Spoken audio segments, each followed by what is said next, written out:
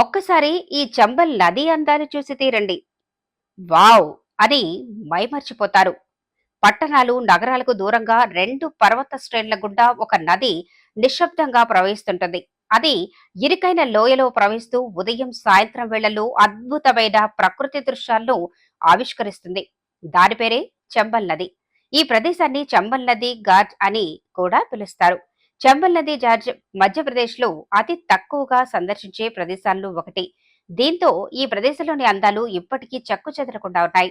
నిటారుగా ఉన్న కొండలు, రాతి నిర్మాణాలు మధ్య సన్నని వాగులా ప్రవహించే నదీ పర్యాటకులకు అద్భుతమైన ప్రకృతి దృశ్యాలను అందిస్తుంది. అలాగే అక్కడ గ్యారియల్ మొసలి, గంగాటిక్ డాల్ఫిన్, భారతీయ స్కిమ్మర్ పక్షి వంటి అనేక అంతరిక్ష అంతరించిపోతున్న జంతుజాలాన్ని చూడొచ్చు. అలాగే అక్కడి పరిసరాలు అనేక రకాల వృక్షజాలాన్ని కలిగి ఉన్నాయి. మరోవైపు గొప్ప సాంస్కృతిక వారసత్వాన్ని కూడా ఈ చంబల్ నది లోయకు కలిగి ఉంటుంది. అక్కడ అత్యంత ఆకర్షణీయమైన పర్యాటక ఆకర్షణలు ఒకటి గరాడియా మహాదేవ్ ఆలయం. తప్పక చూడాల్సిందేనని చెప్తున్నారు.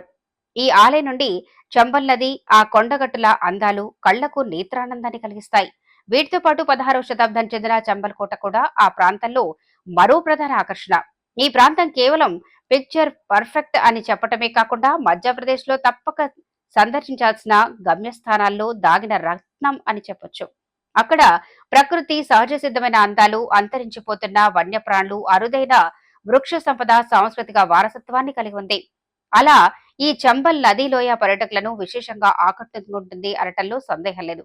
ఇంత పర్యాటక అద్భుతాలున్న ఈ చంబల్ నదీలోయ మధ్యప్రదేశ్లోని ఇతర జాతీయ ఉద్యానవనాలు, వారసత్వ ప్రదేశాల మాదిరి అంతగా ప్రసిద్ధి చెందలేదు. కాకపోతే ఇదో మంచి యావిడ్ డెస్టినేషన్ గా, సాహస ప్రియులు ఇష్టపడే గమ్యస్థానంగా నిలుస్తుంది.